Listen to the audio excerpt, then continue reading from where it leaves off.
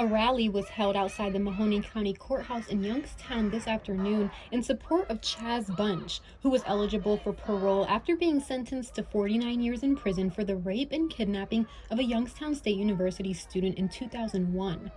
Bunch was initially sentenced to 89 years in prison at the age of 16. However, in 2019, Judge Maureen Sweeney ruled the punishment was harsh and unconstitutional and resentenced him to 49 years with the eligibility of parole. The main reason why we're here is because the DNA evidence excludes Chaz Bunch from this crime.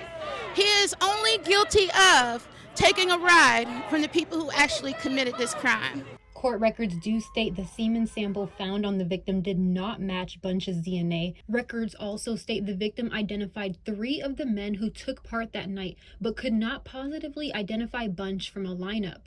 Records state she later identified Bunch after seeing his photo in a newspaper article. However, Jamar Collier, who was convicted in the case as well, testified that Bunch took part in the rape and that Bunch wanted to kill the victim until he told him not to. Bunch has maintained his innocence, and so has his supporters. A crime that he never committed. He's been locked up for 20 years.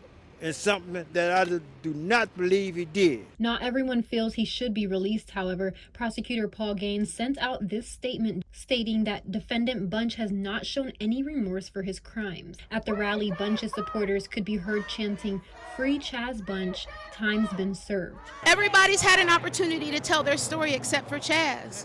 The victims told her story, the judge has told the story, the prosecutor's office has told their story, but no one has spoken with Chaz. In a statement sent out by Prosecutor Gaines, the victim released this statement saying that Bunch wanted her dead, and by the grace of God, Jamar Collier stopped him from pulling the trigger. Bunch was scheduled for a parole hearing on November 22nd of this year, but his daughter said that has been rescheduled to January of next year. They say they will continue to fight for his release until then. In the article below, you can read more details about the case. Reporting in Youngstown, Jennifer Rodriguez, WKBN 27 First News.